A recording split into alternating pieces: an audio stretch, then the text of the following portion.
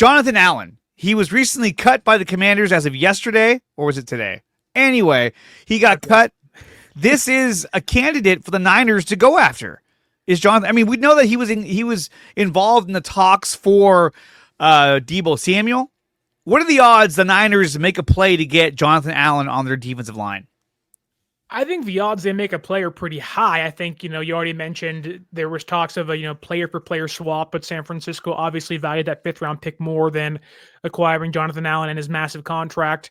And now he'll probably be a heck of a lot cheaper. I think without knowing Jonathan Allen and what he wants and desires this offseason, I think it's, the odds San Francisco makes a play, I think, are pretty high. They've already shown trade interest. So why wouldn't you be in on a player that you clearly were open to acquiring at a higher salary, which the same thing kind of is also attached to Joey Bosa as well, which I'm sure we'll get into in a hot second. But I think San Francisco will try to get Jonathan Allen. I think that's why maybe you can hear Malik Collins maybe get cut or Jordan Elliott get cut. San Francisco currently has probably one of the worst interior defensive tackle rooms in football, which is really shocking to learn after how great they've been in previous seasons, albeit last year was pretty bad. But I think they'll make a play. I don't know if he'll sign in San Francisco. Maybe he can get information from Chase Young and how he liked it there, former teammates in Washington. There's clearly ties. I'm sure maybe Deebo Samuel can tell Jonathan Allen how it is in San Francisco. But I don't know. Like, when I envision the offseason, although it's cool to see maybe Jonathan Allen and Joey Bosa being a Niner, I think the latter of those two, being Bosa, makes a lot more sense for this team. I think you have to get younger on the interior, and trading for a 30-year-old player who, although can still be really good for you as a pass rusher, you're going to have to cut some more costs if you want to fit Jonathan Allen in your or under your books, depending on what he asked for this offseason. And we have another player that just recently got released.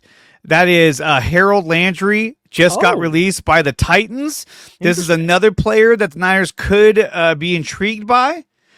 He's a defensive end from the Titans. How do you feel about Harold Landry on the defensive line? Landry has been a player that maybe a couple of years ago I would have said, yes, he's 26, let's get him. He's not been playing great. He was not great at all last year for Tennessee. I think he more projects to be kind of a stand-up outside linebacker compared to a guy with his hand in the dirt. Mm-hmm. I don't think his value will be that high. I think there's a clear reason as to why Tennessee cut him. This offseason has been one of the more interesting in recent years, and the NFL offseason usually is pretty interesting, but we're seeing a ton of top-end talent or big names being cut to save money. Every team's trying to get younger, and while Landry is old, I just think his production really isn't what San Francisco needs now. Although it really wouldn't erase the fact they probably go edge rusher in the first 3 rounds or so in this year's draft. I'd much rather have Joey Bosa than, say, Harold Landry this offseason. And speaking of Joey Bosa, let's talk about one of the major topics of the show today, which is the possible acquisition of Joey Bosa. You posted this earlier, courtesy of DraftKings.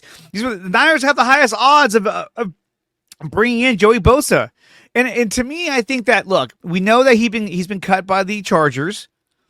I think, to me, this makes a lot of sense for the Niners because, I mean, you have a guy whose brother plays for this team. So you're going to have that sibling motivation rivalry going on.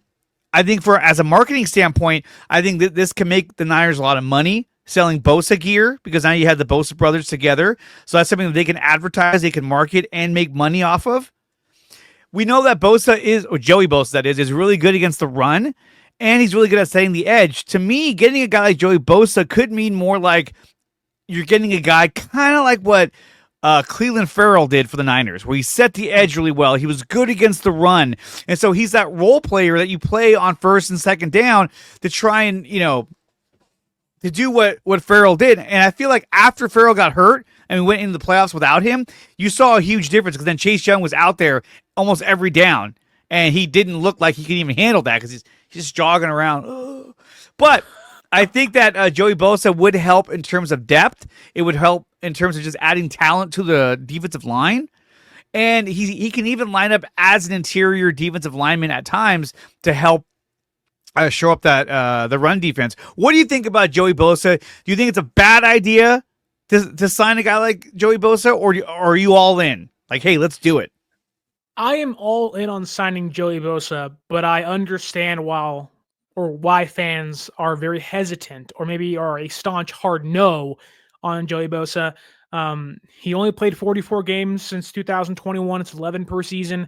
Not a great number for a team that wants to get more durable and hopefully have their stars out there. He has only played over 600 snaps one time in the last 4 seasons. So again, Oof. a lot of injury history. 7 separate injuries have hurt him and held him back from playing in the last 4 years. So again, a lot of reasons as to why you'd maybe not want to sign Joey Bosa or refrain from giving him a larger chunk of change. However, let's operate as their current roster construction. You have Gross Matos, who let's say is being brought back. You have Leonard Floyd, who hasn't missed a game since 2017. You have some protection behind Joey Bosa, where I think he is a ceiling raiser while you can still have your depth guys behind him. I think he's a player that if you saved for, third downs, I think it'd be great. I really wouldn't want Leonard Floyd out there on third downs. I think you want to have that pass rusher, albeit I think one of the most underrated aspects of Joey Bosa's game, which you kind of alluded to with the Clelin Ferrell example, is the run defense. In the last 4 years, Joey Bosa has a 64.8 run defense grade. So there is reasons to buy into the idea of, hey, Joey Bosa makes this team better. Obviously, you can make plenty of money. Like, say this team is cash strung, if you will, and ownership saying, got to make money. You don't think they're not going to make millions of dollars off of Joey Bosa and Nick Bosa merchandise? Of course they will. They'll have a lunch specials, dinner specials, t-shirts, sweatshirts, hats, jerseys, everything. I'm waiting for the brothers to do the Dragon Ball Z Fusion celebration after a sack together. It's going to be awesome. But I think it makes sense. I know the Pro Bowl has kind of lost its luster in the last couple of years or so, but he was a Pro Bowler last year. He had 6 sacks, 39 pressures, a 13.4 pass rush win rate. That's 21st in football amongst edge rushers. You are essentially acquiring a top 20 edge rusher. Now, the price tag matters the most here, right? You're not giving Joey Bosa 3 years, $30 million. You're not, there's no way you're doing it. No way. I think Joey, who is only going to be 30 come July, so he isn't even that old just yet. There's plenty of injuries on his tires. I think you get him for a 1 year, maybe a 2-year deal. You don't mind giving him $8 million, $10 million. But then you're saying, look, if you're on the field, we will incentivize you and give you plenty of cash. However, I think guarantees have to be low. I think it's almost like, look, play next to your brother Nick, have a good time, you have the camaraderie, you have the chemistry. But if you play for us and you're great, we're going to reward you. I view this as very similar to how San Francisco treated Richard Sherman, coming off the Achilles injury. They wanted to bring him in. They knew he was a vet that can help the roster, albeit different situations. Now they were younger then. They wanted a leader. I think Joey, in the same vein, although to a lesser degree, you bring him in for a 2-year deal, incentivize the crap out of him. And if he's great, awesome, you pay him the money. And if he's not good, then whatever, you don't lose much in the long run anyway. So I'm all in. I think it makes a lot of sense. And I think they want to get it done. They had interest in him last year during the offseason. They almost traded for him last year, almost signed him last year had he got cut. So even their mother is like, get these boys together. So Cheryl Bosa, who follows Aaron from Four Downers First Takes. I was going to say, Aaron is in contact with her. He's promoting the idea. So DMs are open. All fronts are promoting this. We had a clip here from Matt Miyoko when he was on KMBR. Let's take a listen to this and see what he had to say about the acquisition or the possible acquisition of Joey Bosa. If it's the price range of previous Joey Bosa contracts, obviously not. He's just missed so much time, and he's had the injury issues that has been, a major reason for concern. He's not old, but man, he sure seems, he's up there in age. 9 years in the NFL. I think it's a possibility. I really do. Wow. And it's going to, and part of the reason I think it is because, it is a position in need. that they would have to make some other moves. Like I wouldn't expect, for instance, if the 49ers were to show interest, and I mean, they have to show interest in him, but if they were to sign him, it would be a short-term deal, relatively speaking, not a whole lot of guaranteed money. Again, relatively speaking, it might have to be incentive laden. Yeah. And then there would be some counter moves too. I think it's a real thing because those guys, they're close, and I think they've gotten a lot closer through the years.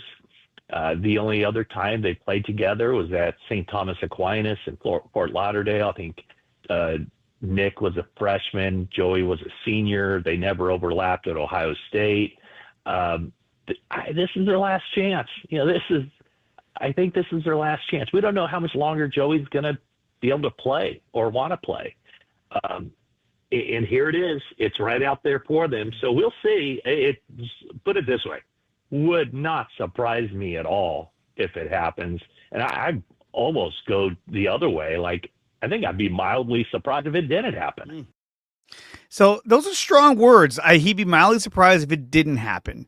I don't think that Joey Bosa is so down where he's like, hey, if I'm going to come to you guys, I want $14 million a year. No one's going to give him that. I want $12 million. No one's going to give him that.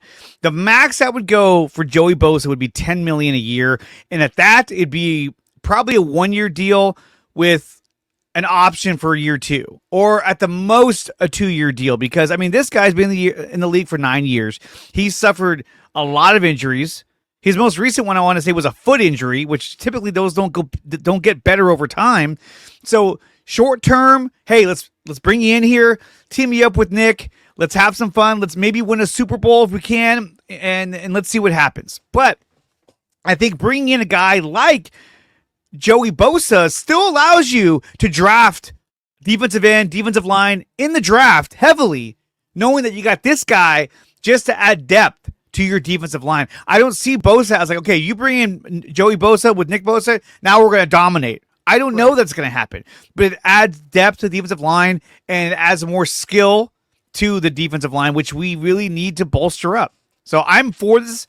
I'm all for bringing in Joey Bosa, but no more than $10 million. If we're trying to cut costs, this is a guy who's been injured so much that if you give him too much money, then it's too much of a risk, if you ask me.